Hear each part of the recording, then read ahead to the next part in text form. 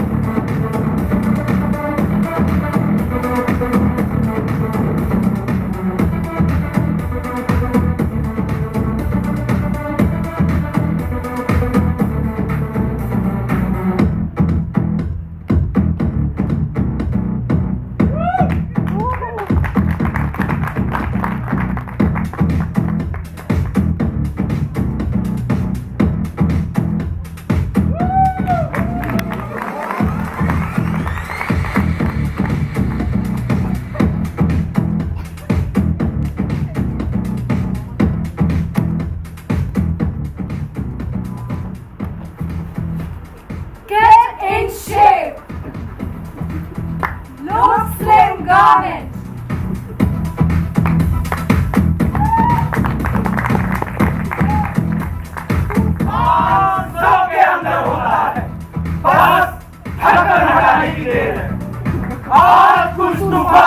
करते हैं। असली मसाले सच सच सच। यही वे मसाले हैं जिनके लिए मध्यवित्त लोग यानी सफेद कॉलर वाले यानी मिडिल क्लास जिंदगी भर फाए फाए करता रहता है। इन बाबुओं को जब भी दफ्तर में साहब की डांट, घर में पत्नी के ताने और हाट में सब्जी वाले की झिड़की सुनने से अवकाश मिलता है तो ये टीवी निहारने लगते हैं और देख देख कर खुश होते हैं कि भारत आज फिर से सोने की चिड़िया बन गया है। लोग तो बस झूठ मूठ टिलटिलाते फिरते हैं कि गरीबी है, भुखमरी है। ऐसे बांगड़ुओं को क्या ये दिखाई नहीं देता कि हरी इच्छा से इस सुफलम सजलम प्रांत में प्रेशर कुकर एक दारित्व का गौरव बन चुका है और काली चमड़ी को मिनटों में गोरी कर देने वाली क्रीम से तो अब लड़कों की भी चल पड़ी है। ऐसे ऐसे टूथपेस्ट हैं कि दिन भर हा हा कीजिए और संसार की सब तरुणियों का जी भर चुंबन लीजिए। अगर आप असली मध्यवित्तीय व्यक्ति हैं तो यही सब खरीदी, यही सब पहनी और यही सब खाई।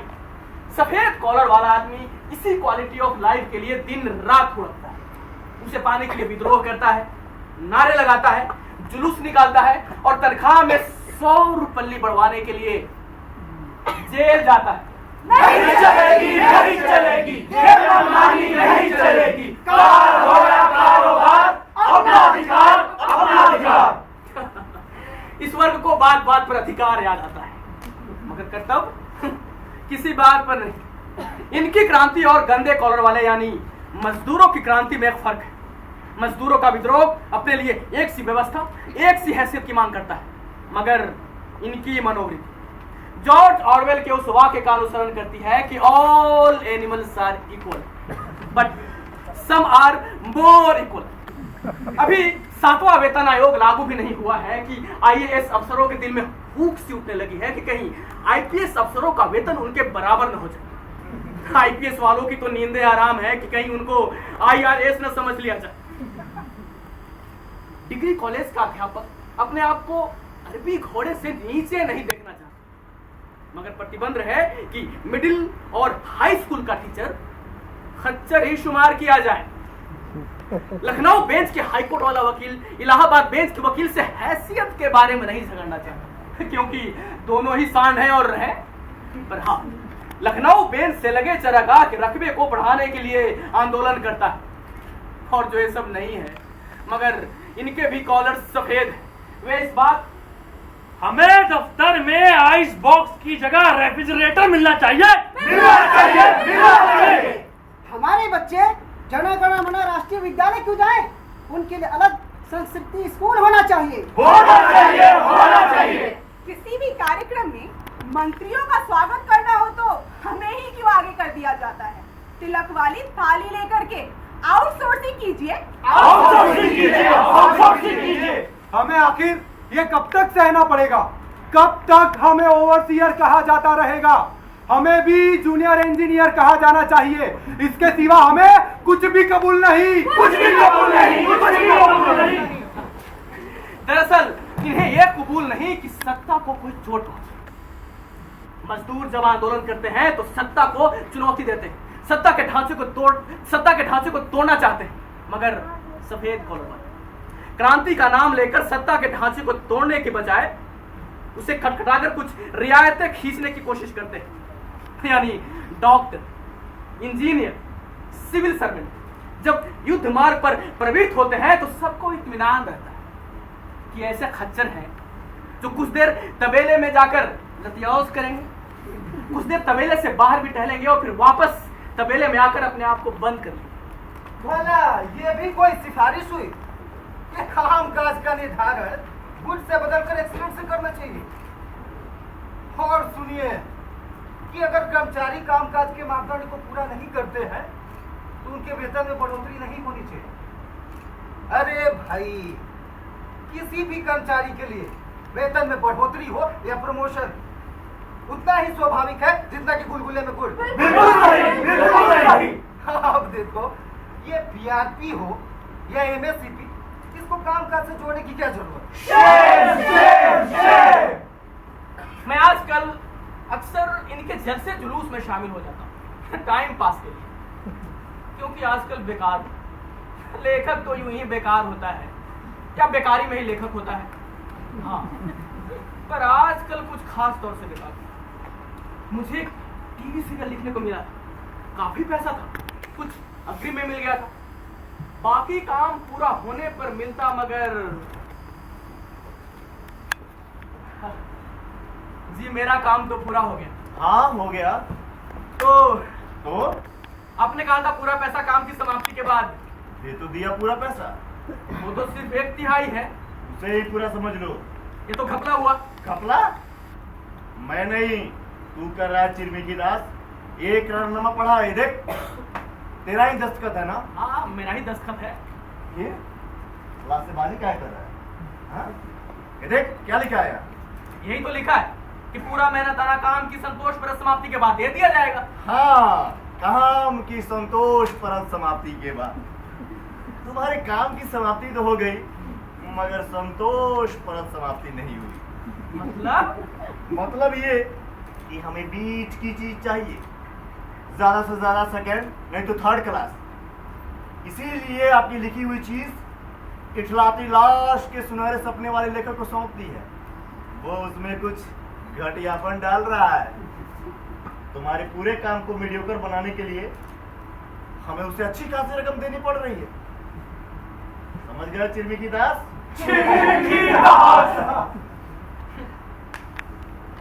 चिरमिकी दास तो ये भी समझ गए कि किसी भी इकरारनामे में वही पढ़ना चाहिए जो इस तरह लिखा जाता है कि ना पढ़ा जाए। इस मीडियोकर ब्रिलियंस या ब्रिलियंट मीडियोक्रिटी का ही खेल था कि मैं नारे लगा लगा कर इस मिडिल क्लास मिलिटेंसी को खुलेआम अपना योगदान देने लगा। मगर ये सब भी कब तक? उधर सरकार ने माना कि इन बाबुओं के खान पान और रहन सहन का वही स्तर होना चाहिए जिसका रस लाइफस्टाइल वाली पत्रिकाओं से चू रहा हो, और इधर जलसा जुलूस क्रांति आंदोलन सब ऐसे बंद जैसे सेठ साहूकारों के गोदामों में अरहर की दाल। इसीलिए इधर उधर फुटफेरी करने के बजाय मित्र की सलाह पर क्लासलेस होकर सोचना चाहिए। तुम्हारे मोहल्ले में दर्जनों रिटायर्ड ऑफिसर्स रहते हैं। हाँ हाँ बिरला ने उन्हें सब कुछ दिया। हाँ रिटायरमेंट के बाद एक मोटर ड्राइवर नहीं दिया, तुम ड्राइवरी सीखकर ऐसे 3-4 पेंशनरों के बीच अपना काम चला सकते हो। जब भी उनको जरूरत पड़े डेली बेसिस पे 2-4 घंटे उनके यहाँ ड्यूटी कर देना, फिर तो पूरे दिन आजाद। पार्ट टाइम ड्राइवरी पार्ट टाइम देखा कि बस मजा ही मजा। कलम घिसने वाले मुंशी के मुकाबले जिस पर ब्रिलियंट होने का कलंक लग चुका हो, ये ड्राइवरी मुझे कहीं ज्यादा भरोसेमंद लग रही।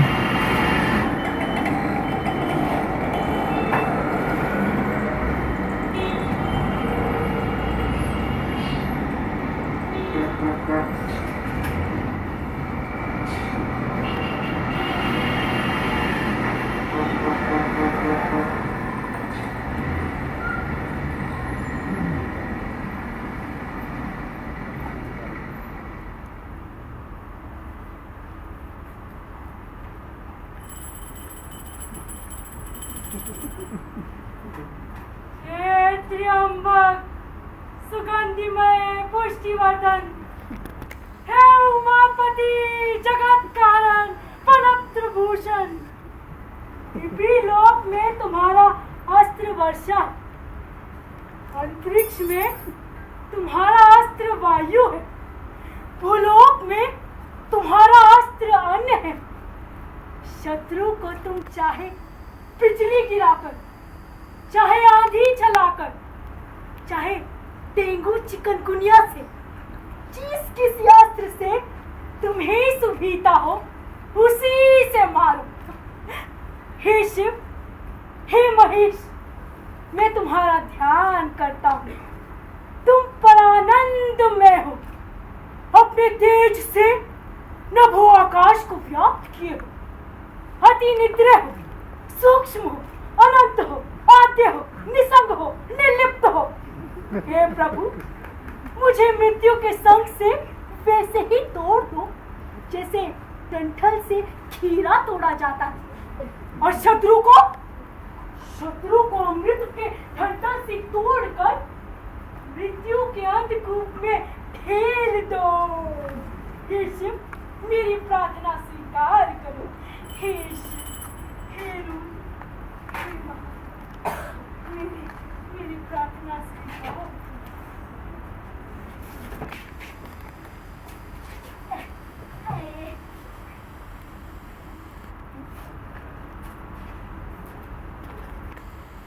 नेता हो? नहीं तो? सीआईडी से हो? अरे नहीं। तब ये निन्ने मुंह खद्दर क्यों डांट रखी है? खद्दर तो आजकल सभी पहनते हैं। कोई तुक्का आदमी नहीं पहनता। चलो हाजत बताओ। जी ड्राइविंग सीखनी है। तो सीख लो, हमने ये चालन चलान विद्यालय इसीलिए तो खोल रखा है। जी क्या यहाँ बिना लाइसेंस के मोटर चलाते हैं? पहले ही समझ गया था, सीआईडी से आए हो। अरे नहीं, मैं तो लिखता विखता हूँ। यानी लेखक? यही समझ लीजिए। और आप? नाम तो बस सर्टिफिकेट भर के लिए रह गया है, बकिया सब हमें उस्ताद जी कहकर बुलाते हैं। इस स्कूल का मालिक, प्रिंसिपल, क्लीनर, चपरासी, सब कुछ एक साथ, सचमुच के सरकारी स्कूल की तरह।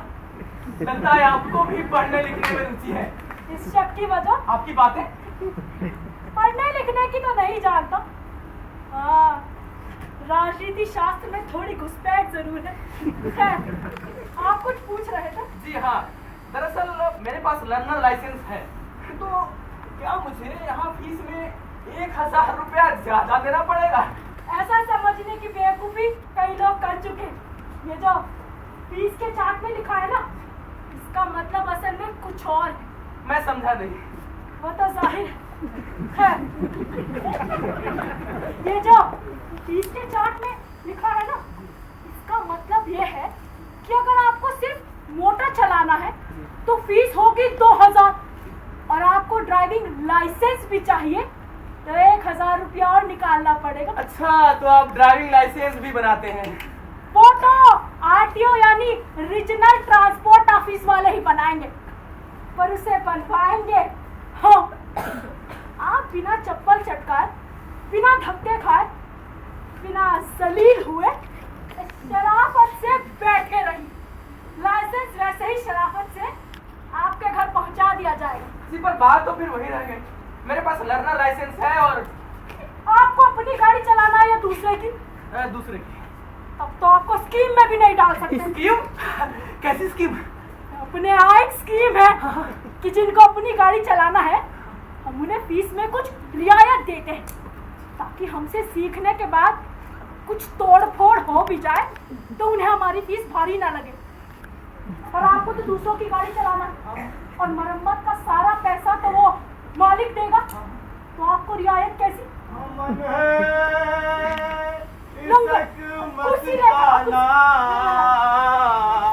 हमने को होशियारी का, हमने को होशियारी का। तो लंगर नकल मिल गई? समझो मिलने ही वाली है। दरखास्त में 2 गलतियां फिर निकल आई थी, उनने ठीक करा दी है। नकल नवीस बार बार गलतियां क्यों निकालता है? छोटा है साला। गाड़ी न दो बापू, ये धर्म की लड़ाई है। बेचारो नकल नवीस का करी, कलम वालन की जान ही ऐसी है। सब के सब लबाड़ी हैं। अब इसे तहसील से दस्तावेज की एक नकल लेनी है। लंगर ने कसम खाई है कि मैं रिश्वत ना दूंगा और कायदे से ही नकल लूंगा। दरअसल नकल नवीस ने भी कसम खाई है कि मैं रिश्वत ना लूंगा और कायदे से ही नकल दूंगा। इसी बात की लड़ाई चल रही है। इतिहास में तो मैंने बहुत सी लड़ाइयाँ पढ़ी, मगर ये लड़ाई कुछ अजीब है। हुआ क्या था? अब हुआ कुछ यूं था कि ये लंगर बैठे ठाले दीवानी का एक मुकदमा दायर कर बैठा और मुकदमे के लिए पुराने फैसले की नकल चाहिए थी। नकल लेने गया तो उस चीड़ी मार नकल नवीस ने 100 रुपए मांगे।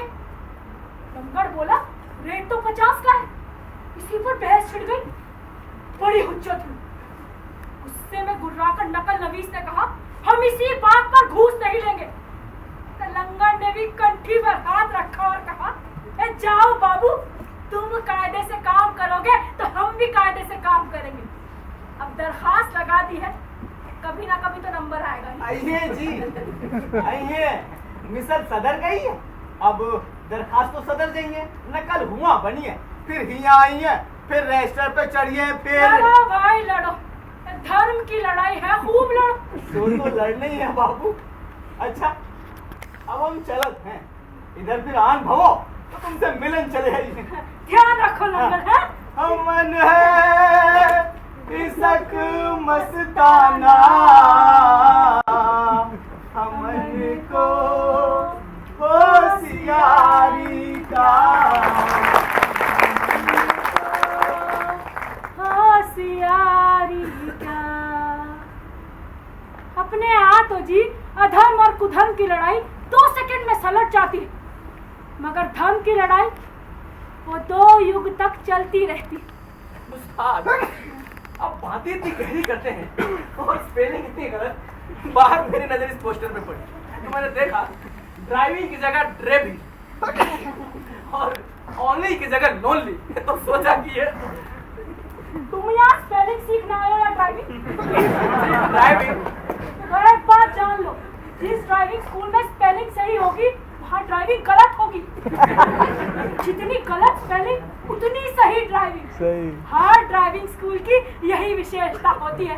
अच्छा इसीलिए the grand motor driving school में ग्रैंड की स्पेलिंग में डबल है। अब ग्रैंड में होता तो एक ही है, मगर डबल ए से ज्यादा ग्रैंड मालूम होता है। काफी ज्ञानवर्धक वातावरण है। अरे घबराओ नहीं, यहाँ तुम्हें ज्ञान विज्ञान के सूक्ष्म से सूक्ष्म सूत्र हाथ लग जाएंगे। और ड्राइविंग के हरी इच्छा। शुरू करते हैं। हाँ? ये क्या है? शपथ की पोथी। मगर यहाँ ट्रेनिंग शुरू करने से पहले सभी को शपथ लेनी पड़ती है। मगर शपथ वपथ में मेरा कोई विश्वास नहीं। कोई बात नहीं, इस मुल्क में हम सभी उसी बात की शपथ लेते हैं जिस बात में हमें कोई विश्वास नहीं। तो इस पोथी पर हाथ धरो और मेरे पीछे पीछे दफा।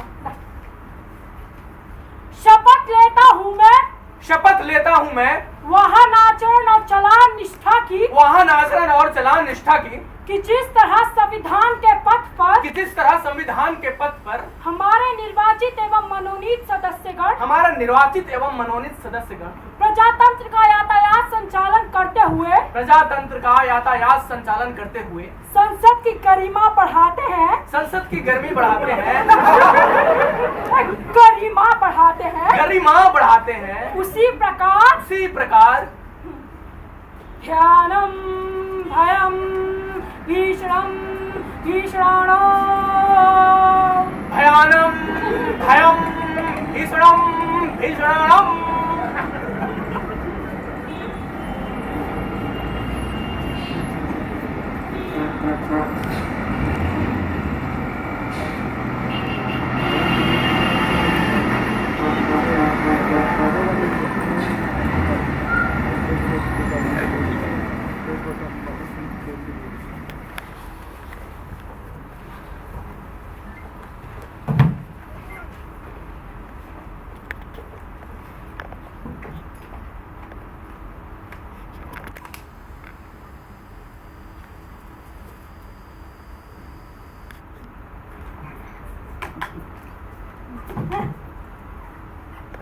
ये क्या है? यही तो असली चीज है, कार्ब्यूरेटर। इधर आओ, इसके अंदर झांक कर देखो। ठीक वैसे ही जैसे वो फाइनेंस सेक्शन का क्लर्क किसी कर्मचारी का ये मेडिकल बिल देखता है कि कहीं ना कहीं कोई गड़बड़ी तो होगी। हाँ, ये ला देखो देखो। हाँ।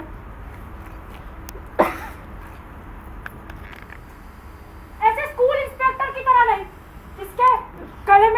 इंजेक्शन से पहले ही ठेनुए तक की माला डाल दी गई हो।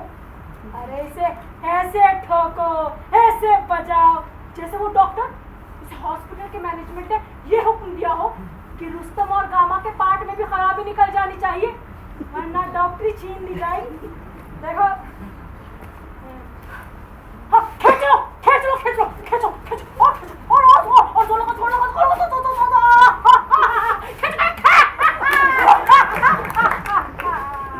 अभी गए ना, ये तो बिल्कुल सही प्लॉट था, कल ही बदला था।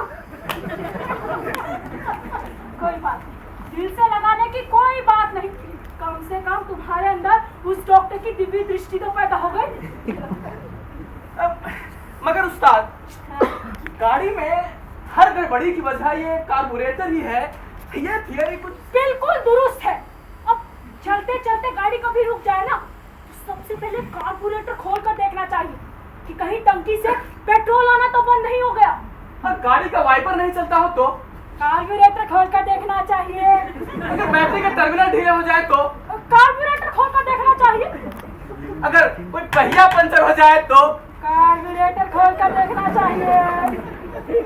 और अगर हेडलाइट नहीं जल रहा हो तो कार्बोरेटर खोल कर देखना चाहिए। उस्ताद, आप तो ऐसे कह रहे हैं कि जैसे अगर उड़ीसा से भुखमरी की खबर आए तो सबसे पहले हमें यह देखना चाहिए कि विश्व बैंक से भारत को बराबर कर्जा मिल रहा है या नहीं। बिल्कुल ठीक, अपने वित्त मंत्री यही तो करते हैं। आप रजत जी को जानते हैं? रजत मित्तल, वही ना जो डायरेक्टरेट ऑफ हिल्स डेवलपमेंट के डीजी है। हाँ वही। हाँ, मगर अभी उनकी आँख कैसे आ गई? 3-4 साल पहले की बात, रजत जी पहाड़ी इलाकों का दौरा करने गए थे। दौरा सरकारी था, इसीलिए उनकी बीवी, भाई, भतीजे सब साथ में हो लिए। अचानक एक जगह उनकी सरकारी गाड़ी चलते चलते रुक गई। ड्राइवर गाड़ी से नीचे उतरा और इस सिद्धांत का पालन करते हुए कि गाड़ी में कुछ भी हो जाए सबसे पहले कार्बोरेटर ही खोल कर देखना चाहिए, बोनट उठाकर उसमें कुछ छेड़छाड़ करने लगा।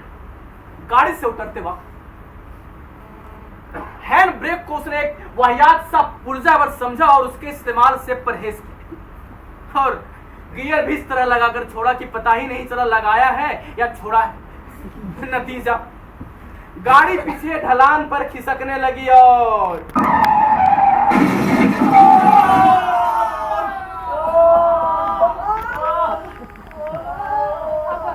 ड्राइवर ने गियर ठीक से नहीं लगाया और गियर जो है वो न्यूट्रल पे आ गया और गाड़ी नीचे की तरफ खिसकने लगी और सभी लोग गाड़ी से कूद पड़े। किसी ने अपना हाथ तोड़ा तो किसी ने अपनी टांग, मगर इससे ये कैसे साबित हो गया कि गाड़ी का कार्बोरेटर ठीक था? आपको तो पूरा किस्सा मालूम है। हाँ। वो कैसे? अरे वो ड्राइवर मेरा ही भतीजा है, मेरा ही सिखाया हुआ है। आजकल कहाँ है? उसे सरकारी नौकरी से निकाल दिया, मामला भी सुप्रीम कोर्ट में है। अब क्या कर रहा है? कुछ नहीं, प्राइवेट बस चला रहा है। बस? कहाँ? वही उसी पहाड़ी इलाके पर।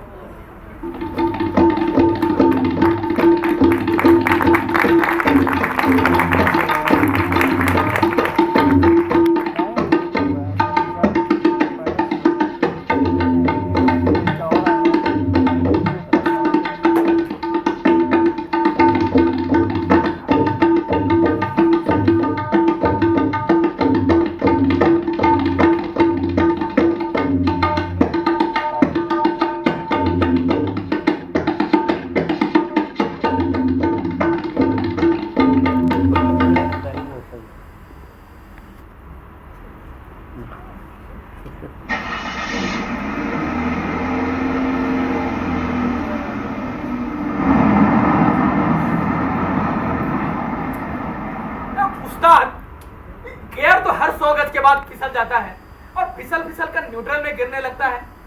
बिल्कुल अपने देश की हुकूमत जैसा है। जितनी बार भी टॉप में डालो 2 गज चलते ही फिसल जाती है और वापस अपने खांचे में आ जाती है।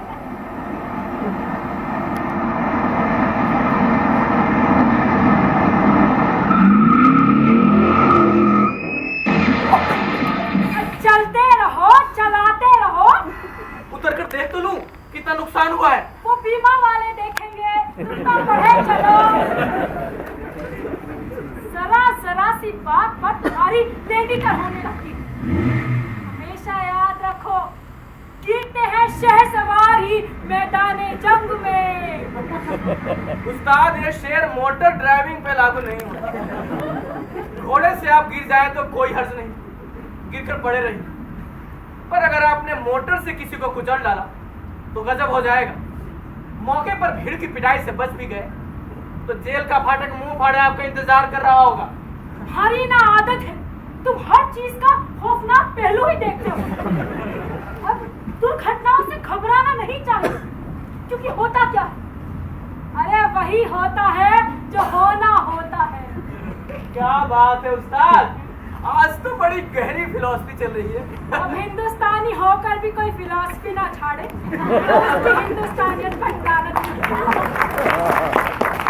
और अभी तुम मोटर से किसी के कुचलकर मर जाने की बात कर रहे थे। ऐसी घटना ड्राइवर के लिए हमेशा मुसीबत लाती हो, ऐसा नहीं है? इस फलसफे का कोई ठोस आधार? बिल्कुल ठोस, इतना ठोस जितना कि हिंदी साहित्य में पीएचडी करने वाले के लिए बेरोजगारी। कोई सच्चा वाकया? बिल्कुल सच्चा वाकया। आपके साथ हुआ?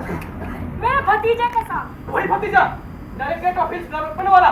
डायरेक्टरेट ऑफ बेसलाइन डेवलपमेंट वाला भतीजा नंबर 2।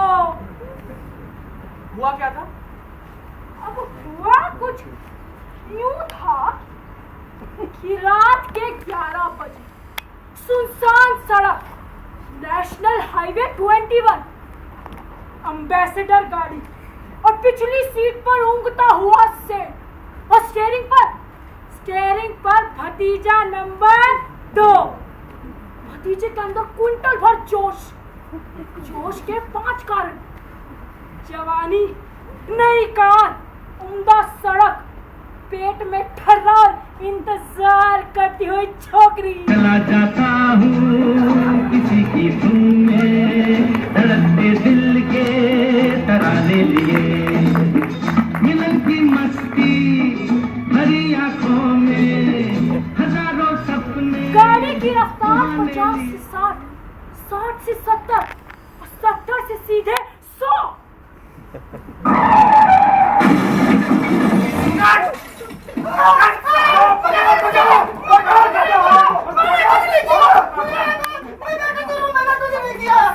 तेरे कुछ किए बगैर ये लिफ्ट हो गया।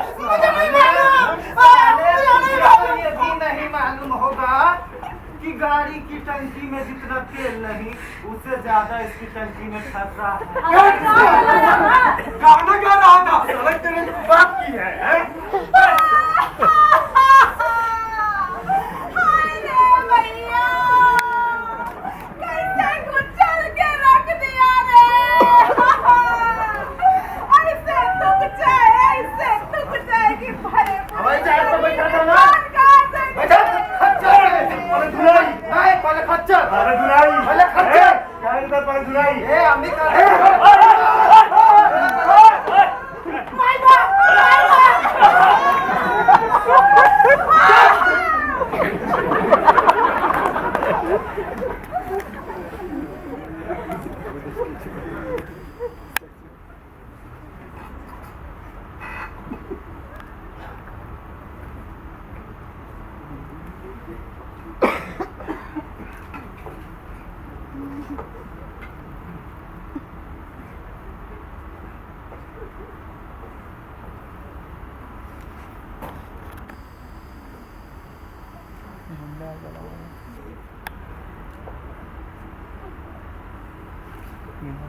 अरे अरे अरे अरे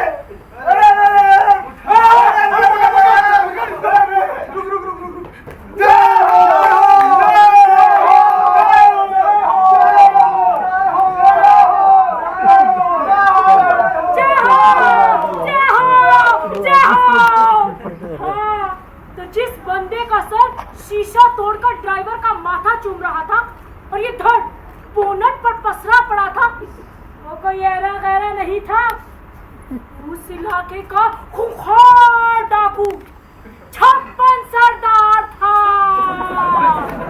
उसे जिंदा या मुर्दा पकड़ने के लिए सरकार ने 20,000 का इनाम रखा था और अरसे से पुलिस उसकी तलाश में थी। इसीलिए कहता हूँ, दुर्घटना नाम की कोई चीज नहीं होती। जो होती है वो है घटना, कुछ मजेदार, कुछ कम मजेदार।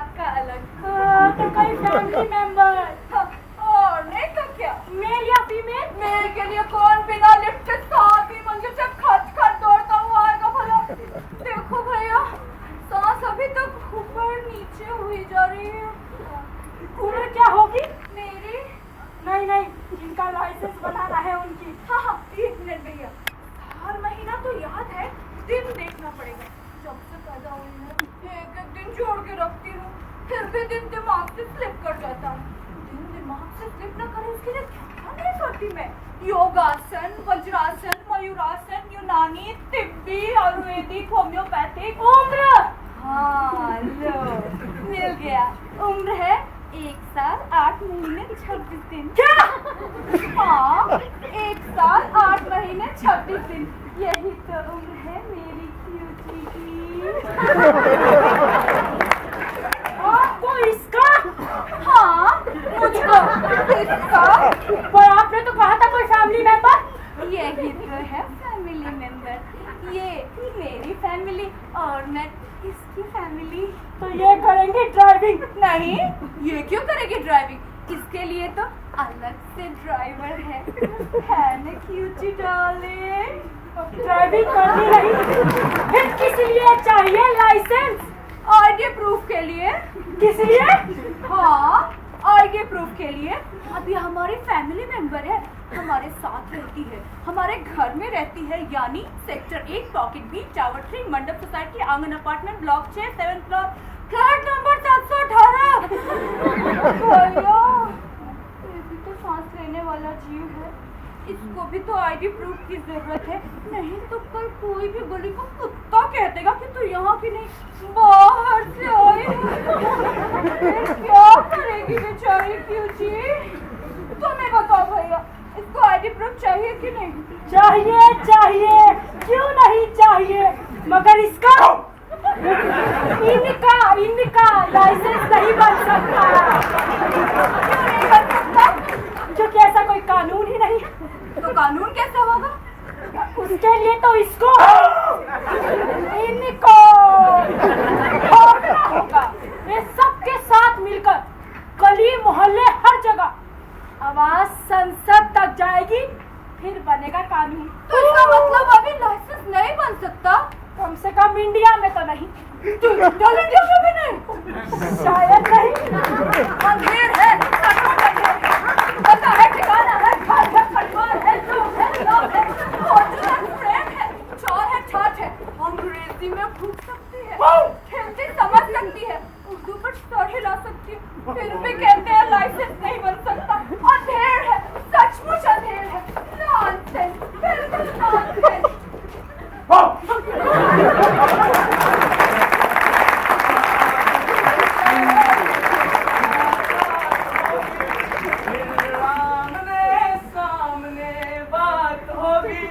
फिर होगा क्या, क्या खबर, क्या पता। अरे उस्ताद, ये कौन सा आसन लगा रखा है? मरणासन। हाथ दो। ये सब लोग तो बैठकर मोटर चलाते हैं। मैं ये बैठकर चलाने की तरकीब नहीं, लेटकर चलाने की तरकीब सोच रहा था। तो निकली कोई तरकीब? निकल आएगी, वो भी निकल आएगी। 2-4 आईडी प्रूफ वाले और आ जाए तो वो भी निकल आएगी। मैं समझा नहीं। जाने दो, जाने दो।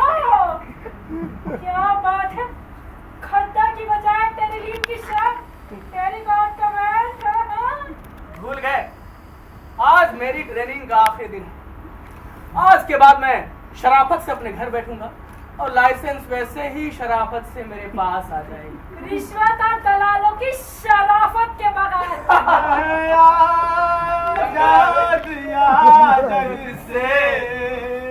अमन दुनिया से यारी क्या, अमन है दुनिया से यारी क्या।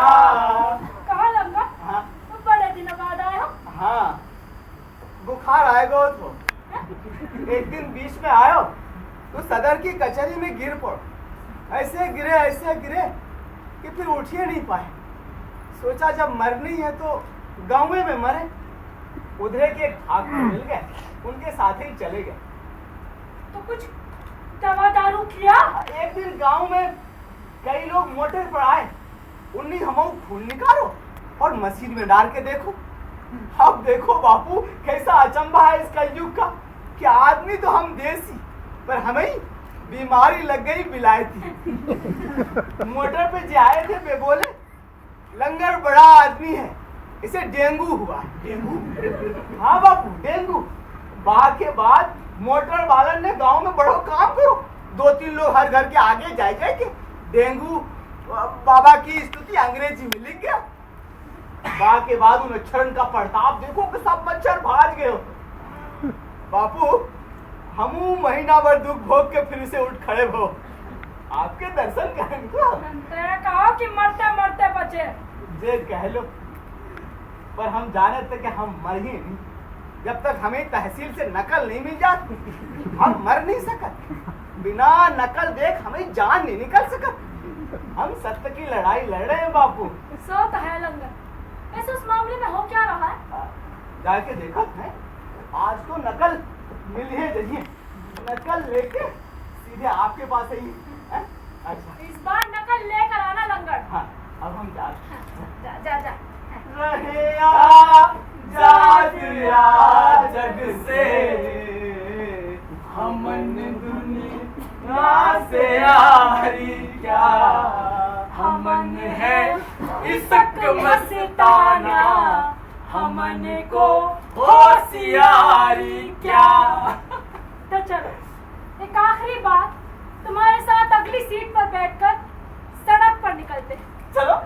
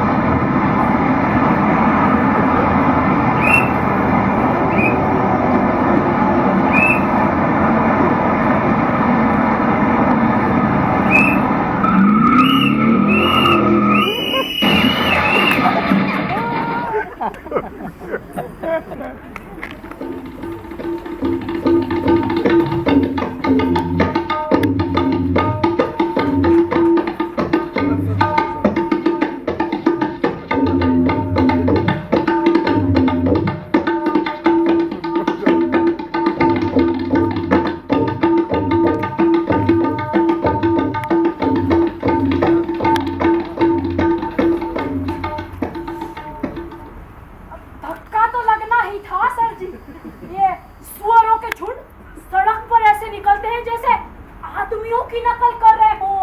अब दाएं बाएं चलने के बजाय सवारी के ठीक आगे चलते, बस ठुक गई गाड़ी। ठुक गई गाड़ी? तुम तो ऐसे बतियात हो जैसे बिलायत से आए हो, और यहाँ सब करिया आदमी पटरी पर हग्गे वाला बैठा है। नहीं सर, हम लोग तो सभी की इज्जत करते हैं। ओहो इज्जत कहीं की? सुअरवा की? सुअर की भी और आपकी भी सर। सभी की इज्जत करते हैं। ससुर जी को का घा खा पड़े आ जात है उर्दुए बघार। कौन हमारी इज्जत करत? हम इनकी इज्जत करत या हमार इज्जत करत? जय देश में कोई सारो काम तो करत नहीं, सब एक दूसरे की इज्जतें करत। और हमार काम के मारे नाके में दम है। ना ही जुर्म की जांच हो पावत है, ना ही मुजरिम के, ना ही केस के चालान हो पावत है, उधर कचहरी में गवाही नहीं हो पावत है। इतना काम हो ससुरम जाए, सब काम बंद हो। ऊपर से ही आ गए टिपर टिपर करने। पता है कौन की गाड़ी से मिले हो? की और ई कौन है? ई कौन है कछु पता है? ई हो आरटीओ, रीजनल ट्रांसपोर्ट अफसर, गाड़ी दंडराने का लाइसेंस देतो।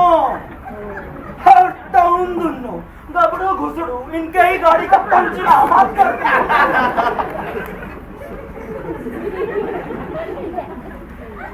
टाउन लाइसेंस कहाँ? इज्जतदार, मैं गाड़ी नहीं चलाता, मुझे लाइसेंस की क्या जरूरत? और वो the grand motor driving school वो कौन चलाता है? मैं। अच्छा, इसकी बगल में बैठकर इसे चलाना कौन सिखा रहा था? मैं। फिर भी तुम्हारे पास खुद गाड़ी चलाने का लाइसेंस नहीं, तो चलाना कैसे सिखाते हो? दोनों चीजें अलग अलग है सर। ड्राइव करना एक चीज है और ड्राइविंग सिखाना दूसरी। पहली चीज का माहिर आप है और दूसरी चीज का माहिर मैं। जब तुम किसी को गाड़ी चलाना सिखाते होगे तो पहले उसे खुद ड्राइव करके दिखाते होगे। ये बिना लाइसेंस कैसे कर सकते हो? तुम्हारा तो जबरदस्त चालान कटेगा। काट दीजिए, मगर आप ये साबित कैसे करेंगे कि मैं मोटर चलाना जानता हूँ? जे मामलों में विदेश का तरीका बहुत है बढ़िया। 80% मुजरिम खुदे से कर लेते हैं कि जुर्म करे ना हो, और हमारे यहाँ लोग टिलटिलाने लगते। अगर अपने देश में लोग 80% लोग टिलटिलाने लगे ना, अपना जुर्म कबूलने लगे, तो कल आपके थाने में ड्यूटी देने के लिए एक भी सिपाही नहीं बचेगा। ये सब के सब हवालात में भी। अब हमको थानेदारी करे ना सिखा भैया। जे 3-13 का इलम अपने पास से रखो, नहीं तो जय सारी बुद्धि घुसा दे। कहाँ समझो? अपन निकाई लो साही, तो हम ऐसी धारा, ऐसा सेक्शन लगाई बे कि पल में पिल पिलाई जयहन दोनों इज्जतदार। जैस पशु तैस बंधना, जानियो इज्जतदार। हम उनका जान ले, भले मने इनके हम भले हो, और गुंडन के बीच में महागुंडा। खुद गाड़ी चलाने की तमीज नहीं और दूसरों को गाड़ी चलाना सिखा रहे हो। तो आपको इतनी हैरत क्यों हो रही? अपने को देखिए, आप संस्कृत में PhD हैं, PhD, फिर भी मोटर के महकमे में। एक करोड़पति है जो गुप्त रोगों से पीड़ित है, वो आजकल मेडिकल कॉलेज चला रहा है। और जो लंदन कॉलेज में एक चाकू दिखाकर पैसा वसूलता था, आजकल केंद्र में कानून व्यवस्था ठीक करने के उपाय बता रहा है। और ये जनाब मुझसे ही लाइसेंस मांग रहे। यहाँ से लेके दिल्ली तक कहीं भी चेक कर लीजिए, प्रजा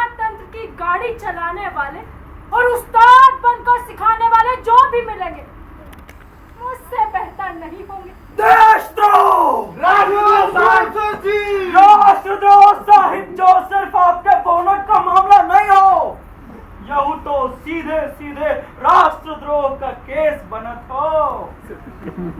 आप चलान काटिए, सेक्शन हम लगाई थन।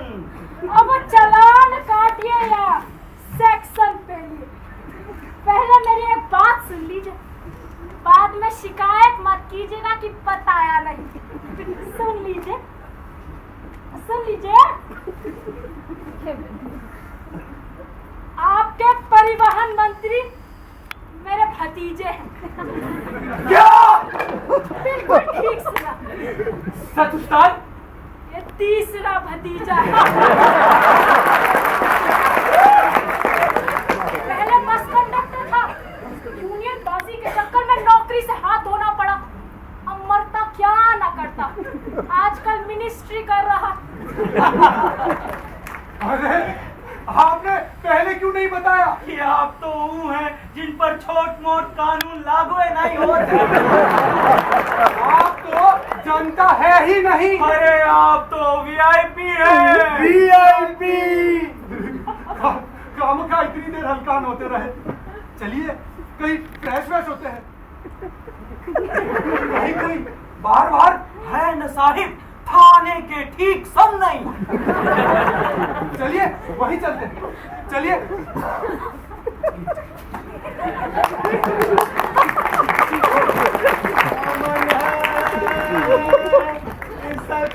मस्ताना कमल को गोसियारी। अरे लंगर जी, आप यहाँ? हाँ, स्कूल गए, पता चलो आप लोग यहाँ, तो इधर चले आए। बापू दिखाई नहीं दे रहे। आ रहे हैं। और आपको नकल मिली? चिड़िया चुग गई खेत में। मतलब तहसील गए थे, वे बोले तुम्हारी नकल 15 दिन पहले ही तैयार हो गई।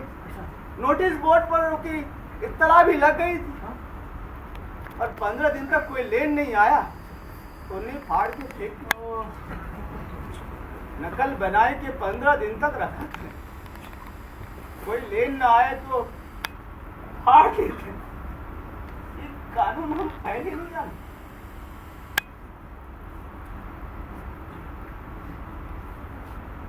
कोई बात नहीं, गांव जाकर खेती करो, घाव अपने आप भर जाएगा।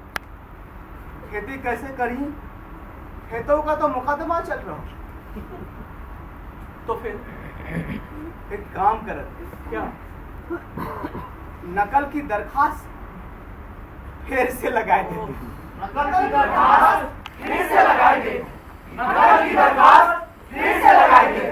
नकल की दरखास्त फिर से लगाई दे। नकल की दरखास्त फिर से लगाई दे।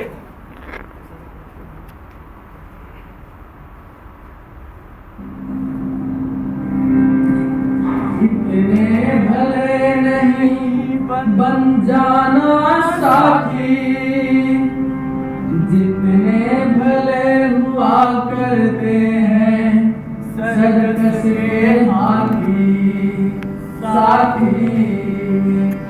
इतने भले नहीं बन जाना साथी, जितने भले हुआ करते हैं सर्कस के हाथी साथी।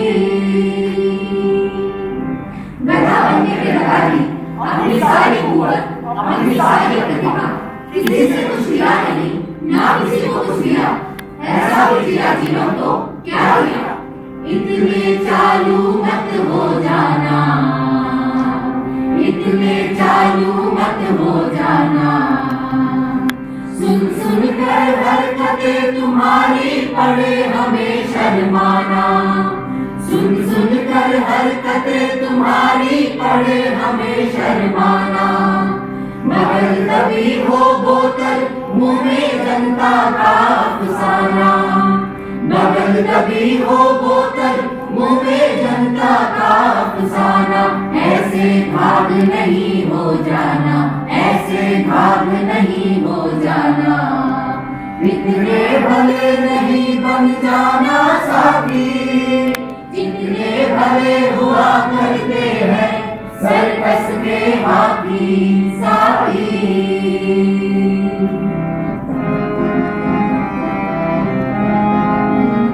काफी बुरा समय है साथी, काफी बुरा समय है साथी। गरज रहे हैं धनवंत के मन की फटती है साथी, गरज रहे हैं धनवंत के मन की फटती है साथी। अंधकार की सत्ता चिलबिल चिलबिल मानव जीवन, अंधकार की सत्ता चिलबिल चिलबिल मानव जीवन।